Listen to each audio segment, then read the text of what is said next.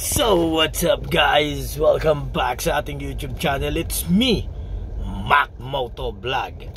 And for today ay syempre mag-aano tayo ng about sa ating mga pagmamaneho ng mga sasakyan natin. Yun, maraming nagmamaneho po kasi na hindi nila alam kung paano nila gagamitin yung mga intersection na tinatawag natin So kanina muntik na po ako talaga sa totoo lang. At yun, medyo nakakatuwa lang isipin na sa tinagal-tagal siguro ilang beses nang napapagmuntik-muntikanan ako sa mga intersection na ganyan Pero thankful pa rin ako kasi syempre nakakaligtas yun, walang nangyayaring kahit na anong masama. Kaya ngayon eto at ikinikwento ko na lang sa inyo ngayon.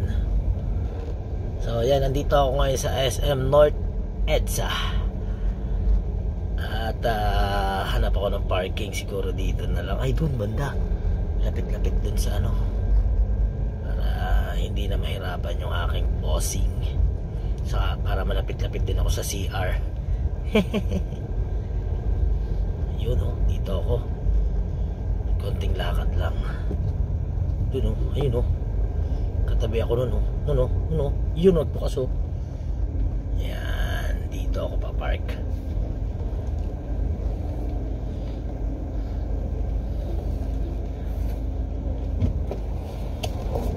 Alright. Wala ba?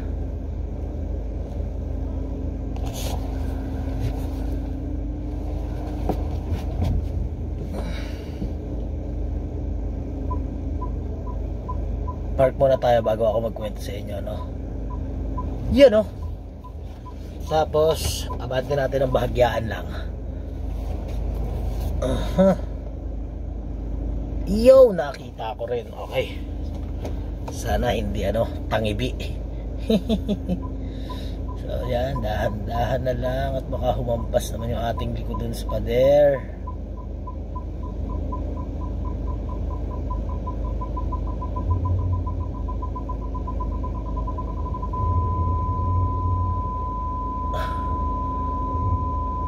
Okay. Yun. So yun yung nangyari kanina montik na ako kanina kasi bigla po siyang lumabas sa intersection. Although nakaminor naman po ako kasi alam ko naman pag intersection automatic is kailangan mo po talagang magminor. Dahil pag hindi kayo nagminor ay talagang aksidente ang mangyayari dyan kasi intersection yan At yun, salamat pa rin kasi hindi ako napano hindi ako na aksidente or kami, hindi lang naman kasi ako mag-isa, marami kami dun sa intersection na yon mga nakamotor at pare-parehas naman kami nagminor bago dumating yung intersection kasi ito yung Commonwealth tapos ito yung intersection niya Well, kung tayo ay nasa main road automatic yan, pag nakita na natin intersection normally kailangan nating magminor kung talagang tayo na driver o rider mapakotse man or motorcycle ang ating bitbit yan, ugaliin po nating magminor bago tayo dumating dun sa intersection. At ito namang mga nasa intersection, bago kayo pumasok ng main road or bago nyo tawirin yung intersection ng main road na yan, kailangan nyo rin pong magminor at tingnan din yung mga paparating na sasakyan kasi pag hindi po natin ginawa yan, doon po talaga nagsisimula yung aksidente.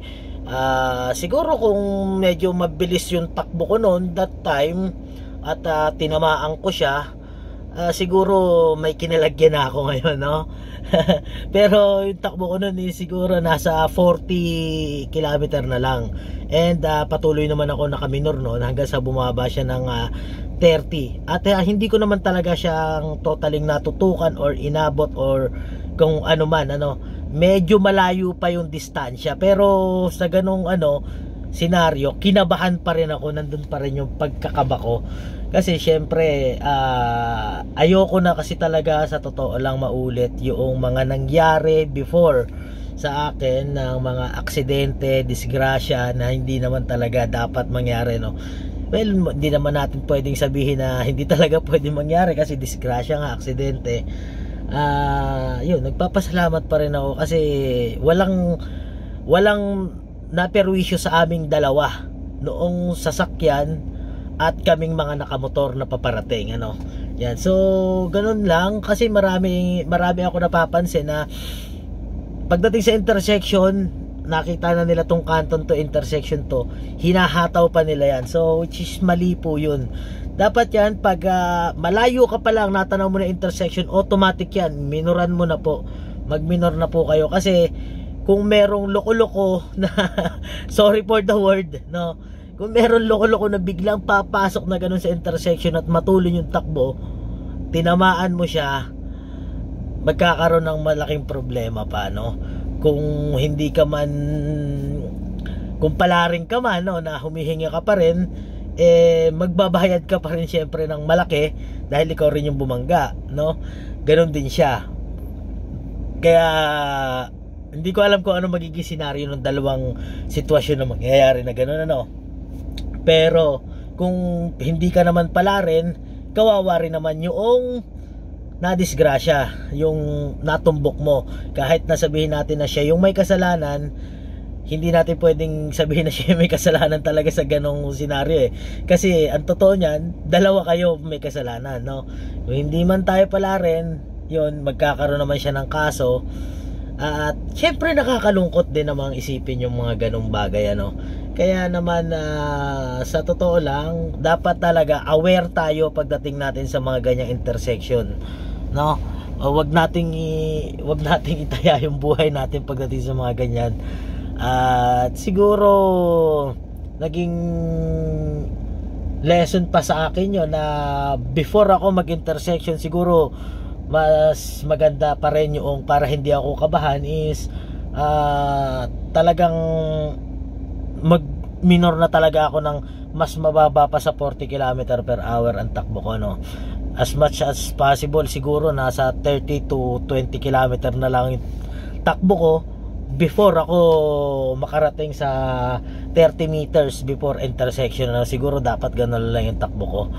So, yun lang, ano, sana tayong mga rider, no, hindi lang sa mga nakasamurai riders sa kagaya ko, kundi sa inyo rin, kung may nanonood man sa inyo na nakakotse, yan, sana maging, ano yan, may matutunan kayo kahit nakakaunti man lang, ano, dito sa atin, ano, kasi meron talagang iba, no, hindi ko naman sinasabing lahat, may iba na hindi nila alam yung mga ganong bagay, no, ganong kasimpleng bagay ay meron palang pwede tayo mapulot na aral dun. So yun lang guys, maraming salamat sa mga nanood, ano, at palagi kayong mag-iingat, and shout out pala, no, nakalimutan tayo. Yan, shout out dun sa nag-comment sa akin kagabi na taga dito lang din daw sa Amparo, sa may Avocado ba o Bayabas, i-check ko lang, ha. Nag-comment lang siya sa akin kagabi, at naka-Samurai 155 din daw po siya. Yun, shout out sa iyo kaibigan, ano, at dashboard, wow. Taga Bayabas, yan, shoutout sa iyo, no, idol, no? Taga Balete, corner Bayabas daw po siya. Yun, shoutout sa iyo, idol, at pag nagkita tayo or hindi man kita mapansin, ako yung mauna mong makita, no? Businahan mo lang ako, at lagi naman ako may dalang sticker, ano. Lagi naman ako may bagong sticker. Siguro yun lang muna yung mabibigay ko, no? At yun, meron pang isang nag-comment sa akin, boss, sana lang kita sa camera ang dashboard. Okay, sige. Next time. Next time sir, medyo ibababa ko ng bahagya yung camera para makita sa dashboard, no? Para makita yung dashboard. Next time po, sir. Salamat. So yun, dito na ko na lang tatapusin siguro tong vlog na to, no? At maraming salamat sa inyo mga nanood, sa mga sumusuporta, no? At kay sir na bumili nung aking microphone na Boya, no? Kahit na hindi compatible sa camera niya. Thank you so much, sir, ano? At anytime naman na talagang negative gamitin, i-text mo lang po ako kasi yung aking Facebook ay may violation daw, no, sir. Yung Facebook na chinachat mo ako o nag-uusap tayo, may violation daw po yun, kaya hindi ko muna siya magagamit. And nasa iyo naman po yung number ko, natawagan naman po kita, no. Yan, i-text mo lang po ako if ever na gusto nyo po siyang isole, no, kasi talagang hindi ako makatulog na maayos kasi hindi siya compatible, pero kinuha mo pa rin. Pero ganun pa man, maraming salamat sa iyo, sir, and God bless sa iyong journey sa pagbo-vlog, no. Yan. So, maraming salamat, guys. Dito ko na lang tatapusin tong video na to. And as always, this is Mac Moto Vlog and Shala! Hi.